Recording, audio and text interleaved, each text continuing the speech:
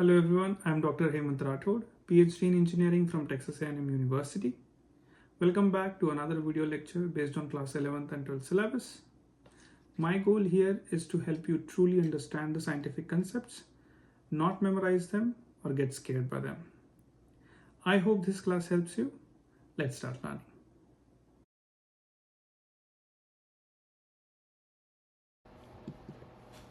Okay, so we started application of derivative in the last class. We covered application of derivative in geometry yesterday. और आज हम लोग लेंगे derivative. Will take some more concepts. Will start with derivative as a rate measure. ये actually difficult नहीं है समझने में, क्योंकि डेरिवेटिव का इनिशियली मीनिंग ही वही था. 2.1.3 it's derivative as a rate measure. Okay, now इसका मतलब क्या है. लेट्स से कोई कर्व है, कोई फंक्शन है ऐसा x एंड y. सो अभी ये x, you guys can see my screen right. Okay, so ये x1 पॉइंट पे y equal to F of x है, तो एफ ऑफ x1 हो जाएगा ये. This is y equal to F of x. Okay, और x2 पॉइंट पे ये हो गया y equal to F of x2. Simple right. तो अगर मुझे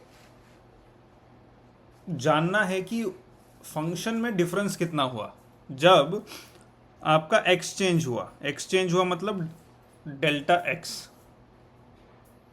आपका डेल्टा x कहाँ से कहाँ तक हुआ, x1 से x2 तक हुआ. तो डेल्टा x क्या हुआ, x2 माइनस x1. ये है चेंज आपके x में. और साइमल्टेनियसली x जैसा चेंज हुआ है, there was a change in y also, and that change in y is f of x2 minus f of x1. मतलब y यहां से यहां तक बदला राइट, और x यहां से यहां तक बदला. तो हमको चेंज चाहिए, डिफरेंस चाहिए राइट. सो x2 माइनस x1 हमारा x में डिफरेंस मिल गया, y में f of x2 minus f of xn right. अभी मुझे निकालना है rate of change. Rate of change जैसे फॉर एग्जांपल आप यहां खड़े हो और आप कहीं जा रहे हो, ये आपका डिस्प्लेसमेंट हो गया राइट. समझ लो ये आपका y था, उसके साथ साथ टाइम भी बदला राइट. इतना टाइम, ये समझो x है, मतलब ये dy है और ये dx है राइट, क्योंकि यहां से यहां तक जो भी है वो dy. सो अभी मुझे रेट ऑफ चेंज निकालना है, मतलब dy by dx.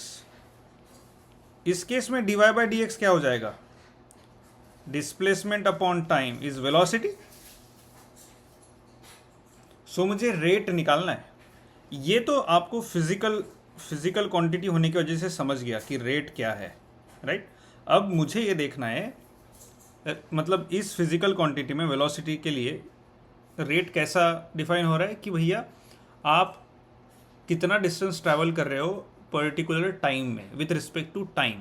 Okay, so ये जो मेन फंक्शन है हमारा ये वाला, इसमें रेट क्या हो जाएगा कि भैया x चेंज हो रहा है, लेकिन उस x के चेंज के साथ आपका y कितना चेंज हो रहा है. जैसे टाइम चेंज हो रहा है, टाइम के साथ साथ आपका डिस्प्लेसमेंट कितना हो रहा था, that is velocity right. Simple. So that means आपका delta y by delta x will be f of x2 minus f of x1 upon x2 minus x1 right. Okay, so ये हो गया. और आपको अगर डिफरेंशिएशन का इक्वेशन पता होगा तो काइंड ऑफ सिमिलर था राइट. लेकिन इस केस में क्या है, ये दो पॉइंट्स जो है वो काफ़ी दूर है. अगर स्ट्रेट लाइन खींचो तो ऐसा आएगा. इस स्ट्रेट लाइन को मैं क्या कहूँगा इस कर्व के लिए, दिस इज अ सीकेंट, लेकिन हमको याद है हम एट अ पॉइंट जब डिफरेंशिएशन निकालते हैं तो वो टेंजेंट होता है, राइट। सो ये रेट ऑफ चेंज क्या हुआ, जो बहुत बड़ा एक्स में चेंज हो रहा है, राइट।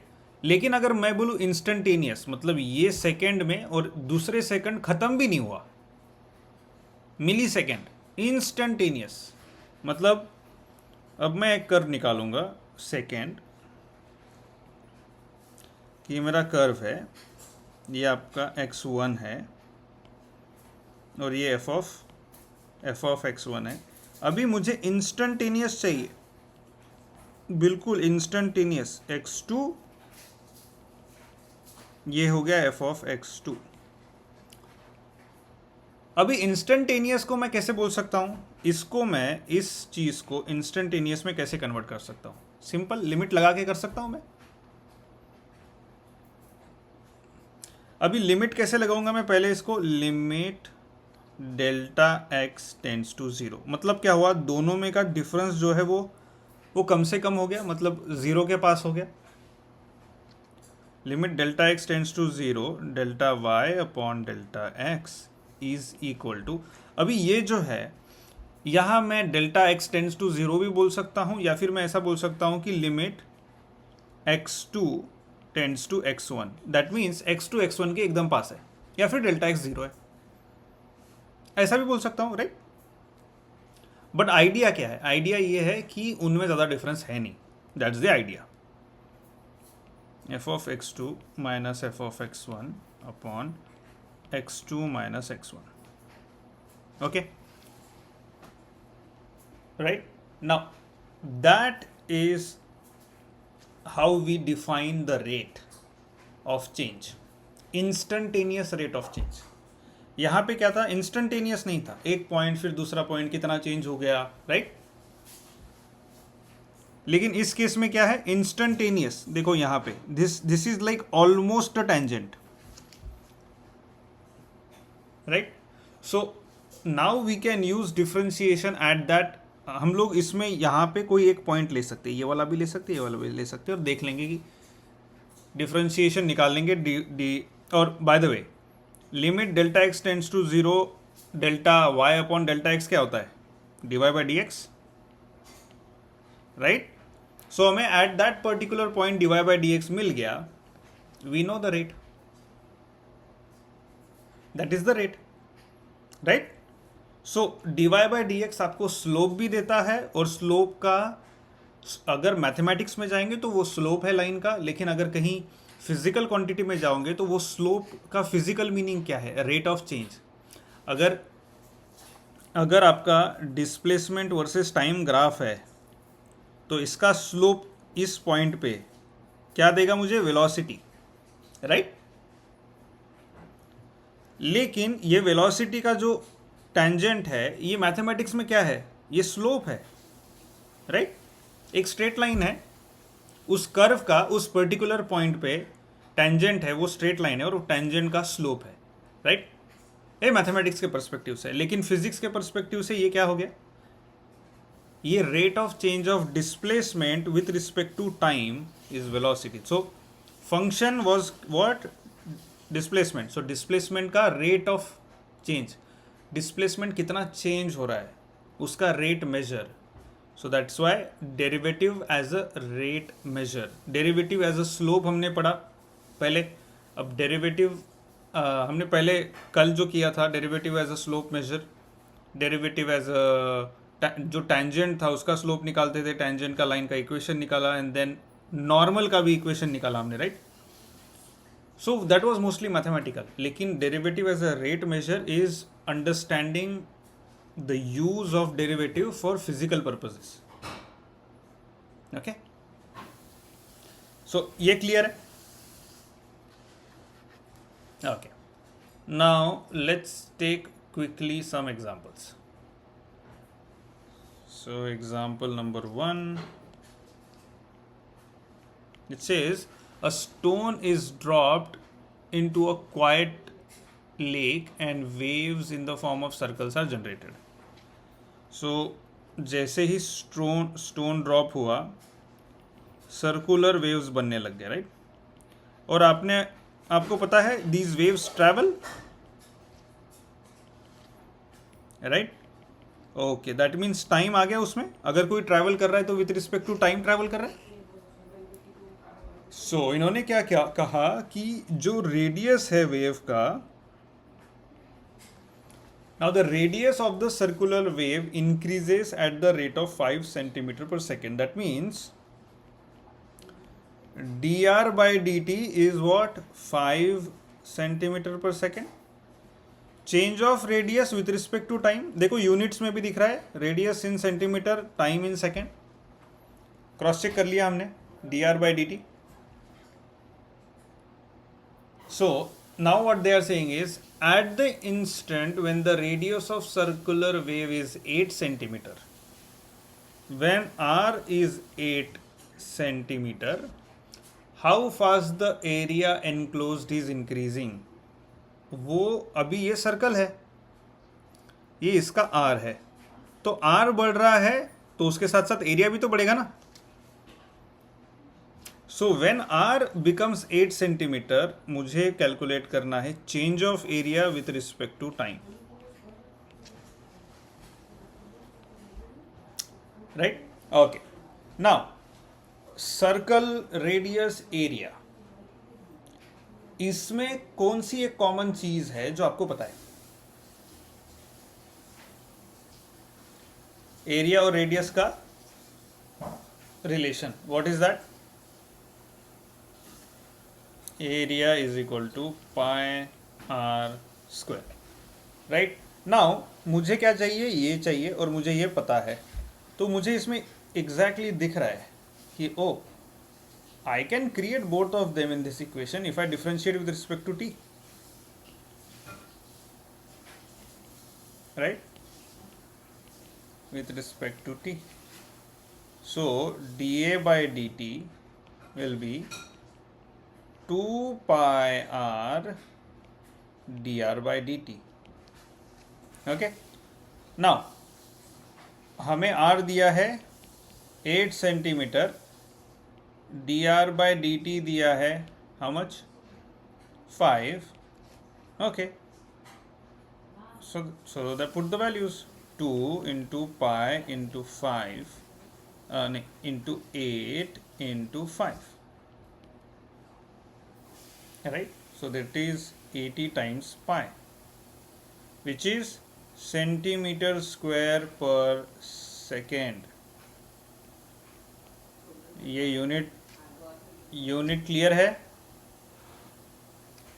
देखो, आर का यूनिट सेंटीमीटर, इसका यूनिट सेंटीमीटर पर सेकेंड, तो हो जाएगा centimetre square per second. Okay, and d a by D t है, so area is centimetre square, d t is second, so finally centimetre square. So whatever you do, कभी कभी गलती होती है तो आपके यूनिट कंसिस्टेंट नहीं होते हैं। सो अगर यूनिट्स में गड़बड़ हो गई तो समझ लेना कहीं तो गड़बड़ हो रही है। So you can go back. Okay, so there are 4 numericals, but I don't think it's taking much time, so we'll continue. Okay, example number 2. The volume of a spherical ball is increasing at a rate 4 pi cc per second. There's a spherical ball.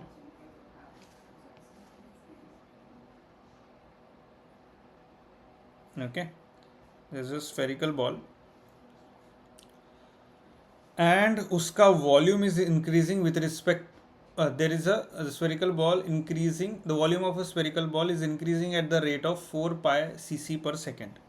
That means dv by dt है, which is 4 pi cc मतलब centimetre cube पर second, और cubic centimetre, और centimetre cube, और cc. Find the rate at which the radius and the surface area are changing when the volume is, find the rate at which the radius dr by dt and ds by dt surface area is changing when volume becomes, जब वो spherical ball का volume कहाँ तक reach हो जाए, 288 पाई cubic centimetre, centimetre cube बन जाए, उस समय D R by D T and D S by D T क्या है?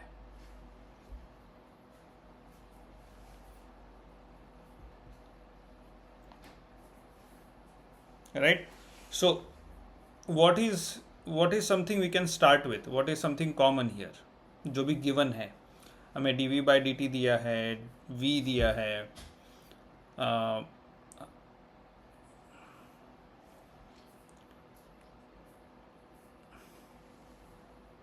राइट. सो वॉल्यूम का फॉर्मूला क्या होगा स्फीयर का? 4/3 पाई आर क्यूब. सो इसको अगर मैं डिफ्रेंशिएट करता हूँ with respect to t, we get d we by D t is equal to 4 pi are square d are by D T.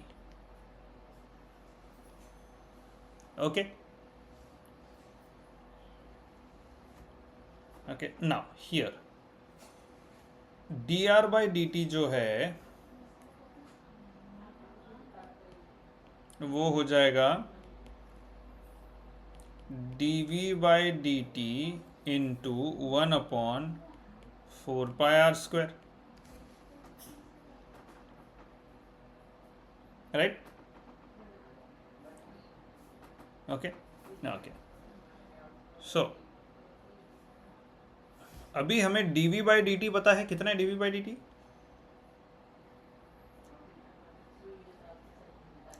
4 pi into 1/4 pi are square. So 4 pi गए हो, आपका d are by D t is 1/r square. But we don't know r. Based on the given information how can we find are?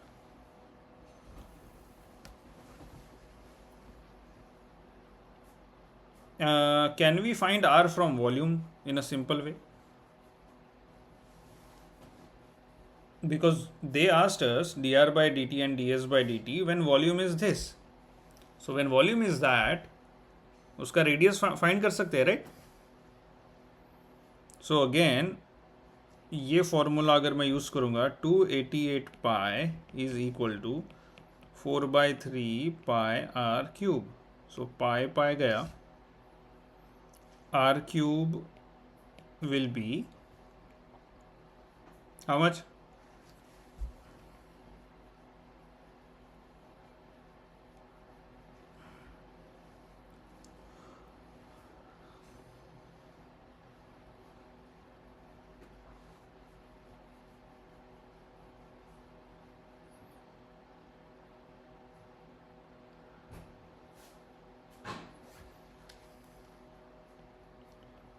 $216,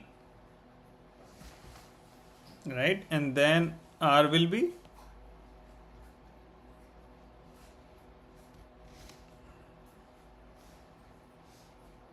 R is 6, right? Yeah, so your dr by dt is 1/36, 6 का square, right? So हमें v दिया था, उससे हमने R calculate कर लिया, और जब R 6 है तब D R by D T हमें 1/36 मिल गया, which is centimetre per second. इतने से बढ़ रहा है स्फीयर का रेडियस जब उसका वॉल्यूम वो हो गया था, राइट? नाउ हमें निकालना है D S by D T, that is your surface area, rate of change of surface area. इसके लिए क्या करना पड़ेगा?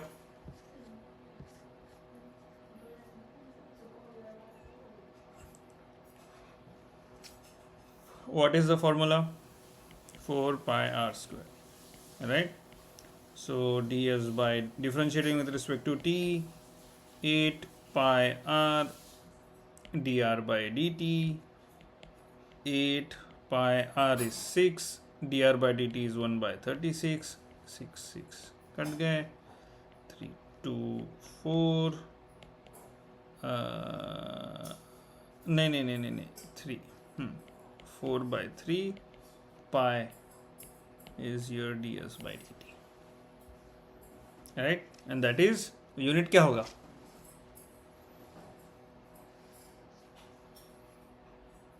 सेंटीमीटर स्क्वायर पर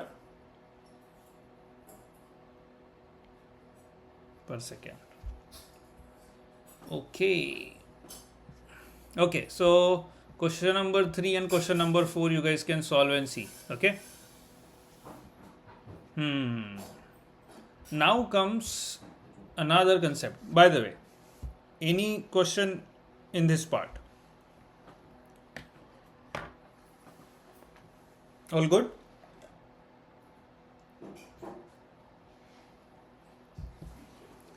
Okay, so next is next we want to understand velocity, acceleration and jerk. 2.147 velocity, acceleration and jerk. Okay, so उसके लिए हमें पहले क्या लेना पड़ेगा? एक function. What is that? That is आपका y जो है, ये y और x है. x में है t, यहाँ पे है s, right? So y is s is a function of t. What is s? It's a displacement.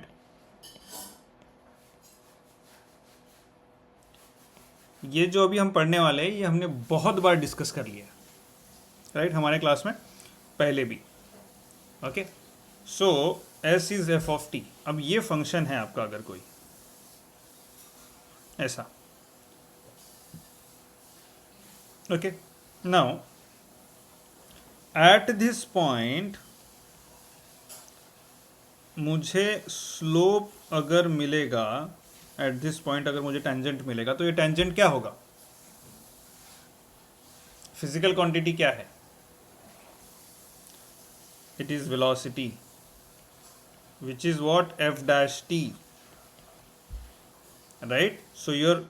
सो आपका ये s मिल गया आपको, s पता है आपका, s है f ऑफ t और आपका वेलोसिटी है f dash t, which is ds by dt at a particular point x y, right? Now उसी पॉइंट पे if I differentiate velocity, मतलब d dt of v,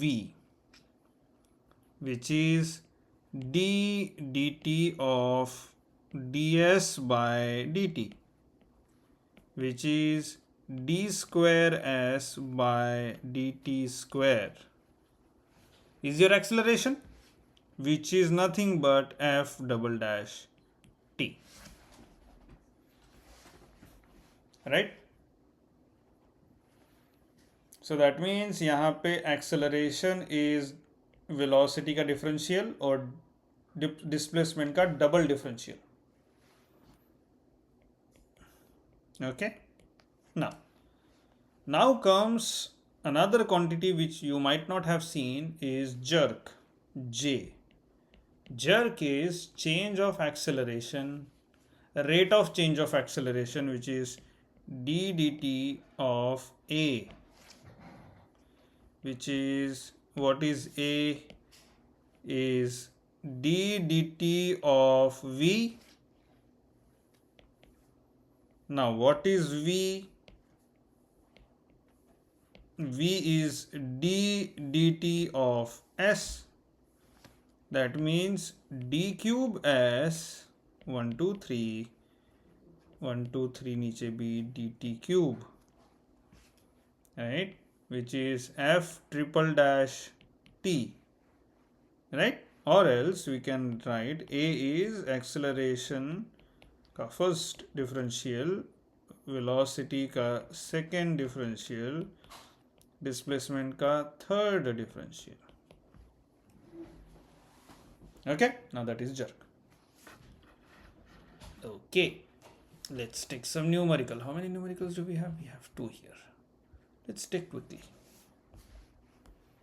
Any question? Okay. Example number 1. A car is moving in such a way that the distance it covers is given by equation s equal to 4t square plus 3t. Now where s is in meters and t is in seconds, what would be the velocity and the acceleration? What would be the velocity and acceleration of a car at t equal to 20 seconds? Right? So velocity और acceleration. चलो ये निकालना. क्या करेंगे हम लोग? सीधा सीधा डिस्प्लेसमेंट दिया है. What will I do? Exactly. What is v? V is ds by dt, differentiating with respect to t. Okay, which will be 8t plus 3. इसको डिफ्रेंशिएट कर दिया हमने. कब? 20 सेकेंड्स पे. तो डालो t equal to 20 seconds, 163 metre पर second. Okay, now acceleration is d dt of dv by dt, which is dv by dt क्या था? 83. dv by dt को again differentiate with respect to t will be 8 metre square per second. That's your acceleration which is constant. अगर मैं कहूँ jerk निकालना है, इसमें इन्होंने पूछा नहीं है, but I ask you, jerk is d d t of d a by D t. नहीं, wait, just a second.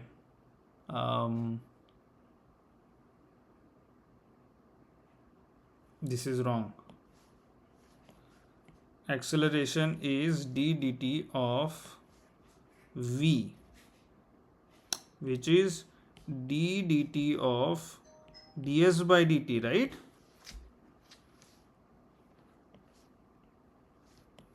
And then d dt of a क्या था? 8. उसका डिफरेंशियल हो गया 0. So there is no jerk. Okay? अभी अंदाजे कैसे निकाल सकते हैं जर्क होगा या नहीं होगा? देखो यहाँ पे स्क्वायर टर्म है. स्क्वायर टर्म है मतलब 2 डिफरेंशियल तक जिंदा है वो, which is velocity and acceleration. Cube की टर्म है तो वो जर्क तक आएगा, कांस्टेंट जर्क देगा. देखो अगर s है इज लीनियरली प्रोपोर्शनल, ऐसा s versus t, s is equal to T, right? y equal to X, straight line, slope m होता है उसका, s is equal to T. इसका वेलोसिटी क्या है? 1 मीटर पर सेकेंड. एक डिफरेंशियल कर दिया. इसका एक्सेलरेशन है 0. Now s is T square. इसका वेलोसिटी क्या है? 2 टाइम्स t. इसका एक्सेलरेशन क्या है? 2. It is not 0, right? मतलब जब t टू द पावर 1 था तो पहला ही डिफरेंशियल आया, दूसरा नहीं आया. जब t टू द पावर 2 था तब पहला आया, दूसरा भी आया. Now s equal to T cube, v equal to 3t square, a equal to 6t, j equal to 6. So पहला, दूसरा, तीसरा, 3 डिफरेंशियल आ गए जब पावर 3 थी, right? s is equal to T to the power 4 होगा तो 4 डिफरेंशियल आएंगे.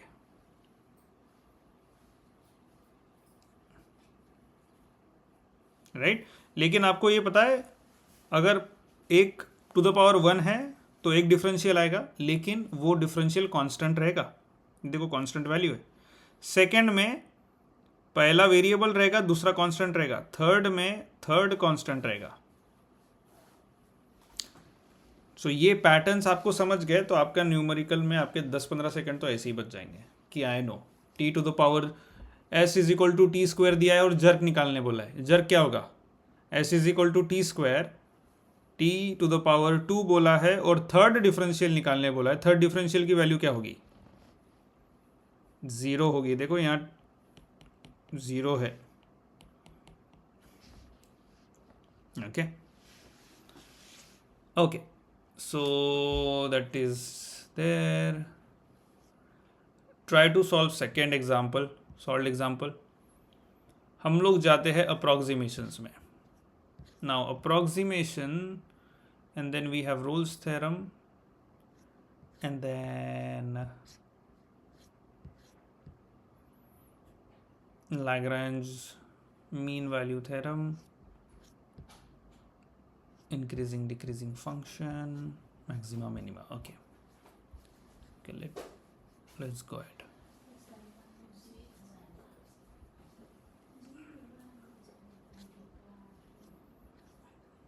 Okay, let's quickly take approximations.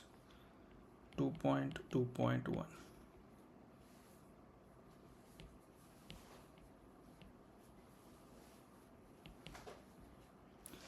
approximations. So again, कोई अगर कर्व मुझे पता है f of x, right?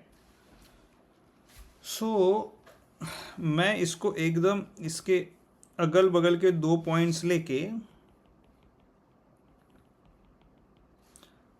ये x1 x2, ये f ऑफ x1, ये f ऑफ x2, तो मुझे f डैश ऑफ x मिल जाता है f of x2 minus f of x1 upon x2 minus x1,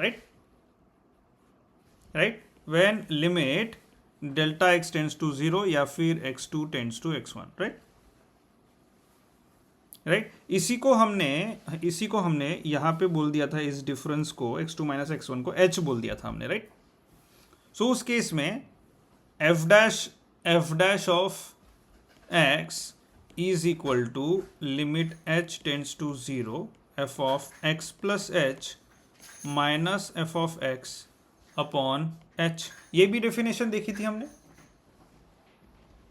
right. Okay, सो इसको सिंपली मैं ऐसे भी लिख सकता हूं, मतलब इसमें एरर होंगे but I can still write f dash x is equal to f of x plus h minus f of x upon h।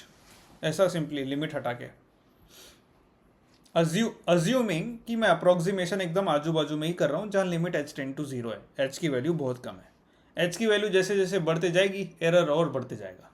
कैसे बढ़ेगा देखो मैं बताता हूं।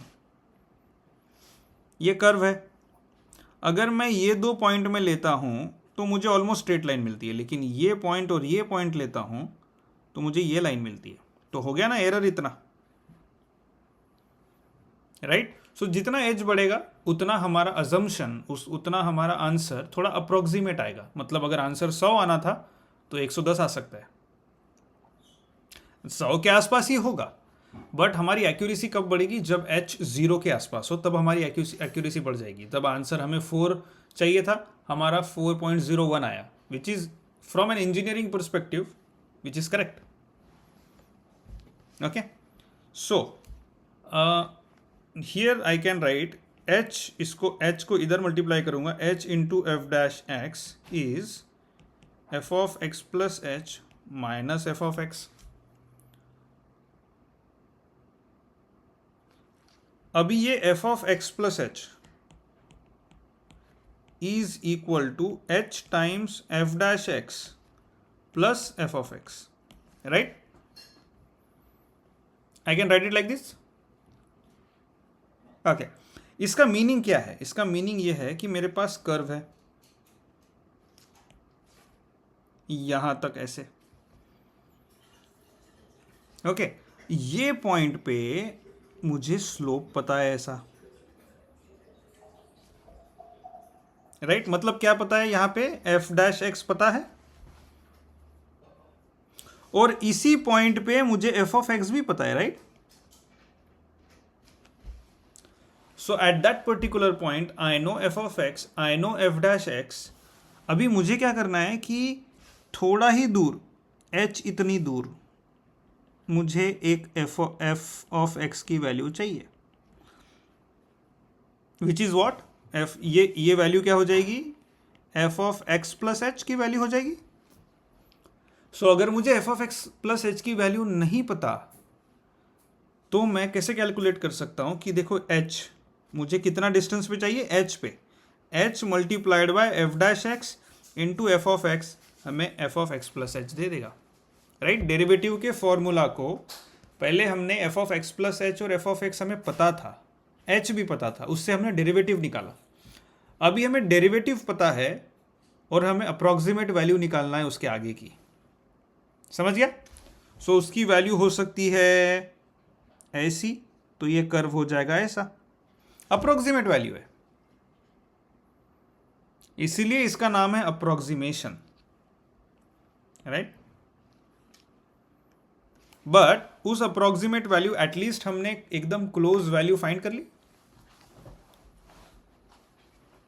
Okay, so let's try to use this method to solve our problems. Okay, इसमें कोई question? Okay,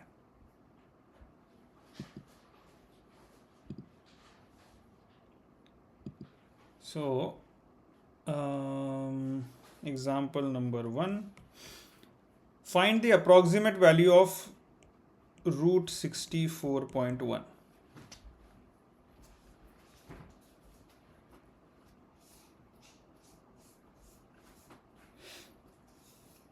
ये निकालना है। So how we start is कि हमारा एक फंक्शन है F of X which is root 64.1, जिसको हम रूट एक्स के फॉर्म में लेते हैं। रूट एक्स की वैल्यू निकालनी है, राइट। नाउ ये एफ ऑफ एक्स है, तो इसके साथ साथ एफ डैश एक्स क्या हो जाएगा, 1/2 root x, right. Okay, so ये जो x है वो 64.1 है। आपको 64 का स्क्वायर रूट पता है, राइट। तो हम क्या करेंगे, अगर ये फंक्शन है समझो कोई ऐसा, तो हमें इसकी वैल्यू यहाँ पे पता है x पे, और हमें x प्लस एच पे बोला है, दैट मीन्स हमें 64 पे पता है, हमें 64.1 पे निकालना है, राइट। सो हम 64 को लेंगे x और 64.1 x, इसको x1 इसको x2, या फिर 64 को हम a लेंगे और 64.1 को हम a प्लस एच लेंगे, ऐसा भी लेते थे हम लोग पहले। सो वो इक्वेशन क्या हो जाता, F dash a is F of a plus H minus F of a upon h, which is nothing but F dash X is equal to F of x plus H minus F of x. X की जगह मैंने a डाल दिया क्योंकि मुझे a पता है 64 है, राइट। सो अब मैं क्या करूंगा, यहाँ पे मैंने ले लिया a equal to 64 and h equal to 0.1।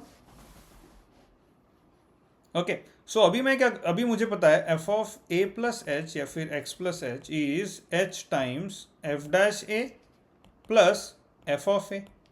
ये देखो ये formula,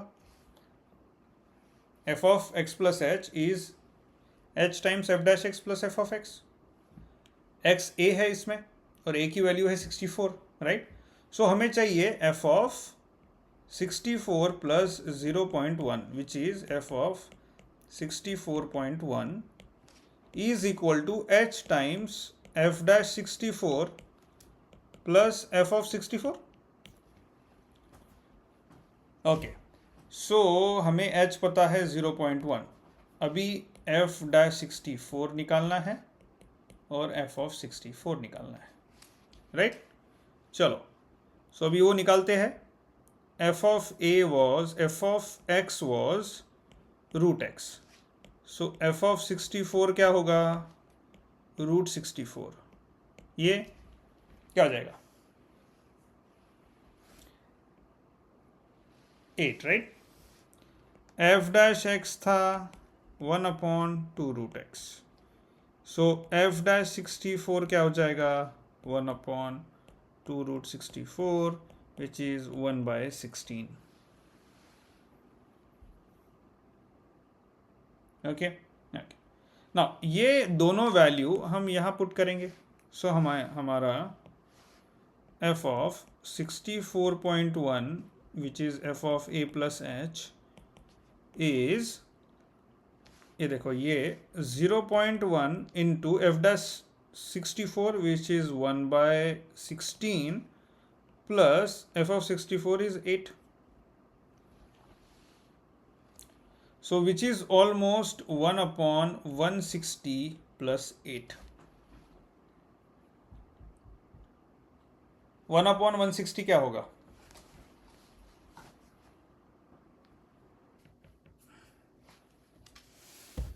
I know you guys will be dividing it, but 1/16 को हम 1/2 into 1/2 into 1/2 into 1/2 which is 0.5 into 0.5 into 0.5 into 0.5 which is यहाँ 10 से मल्टीप्लाई 10 10 10, राइट, मतलब 10 to the power -4 into 5 to the power 4, ऐसा भी लिख सकता हूँ मैं इसको। 5 to the power 4 क्या है 625, okay, 625 to the power -4 will be 0.0625,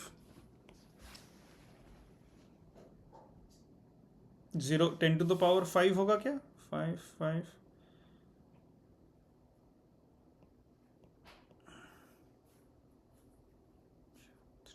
4 10 to the power -4, it should be how much, हाँ 0.0625, लेकिन अगर ये 1/16 का है और 1/160 क्या क्या हो जाएगा 0.00625, ओके। सो आपका क्या हो गया 8 plus 0.00625 which is 8.00625, right. So f of 64 is 8, f of 64.1 is 8.00625, okay. Yes, that is how you find it. Okay, do you guys want to solve the numericals on your own, or should we go through, because these are fairly easy, these are not like difficult wherein you have to put in a lot of mind. Do you guys want to try solving? Okay, good. Yeah, they are easy, but if you find it difficult, we can definitely solve together. Okay.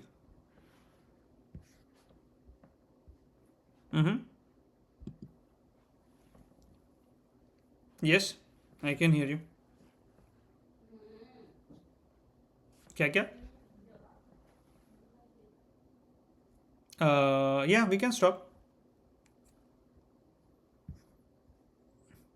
Yeah, sure. Let's stop here and we can continue tomorrow. Okay. Yeah. See you guys. Bye bye.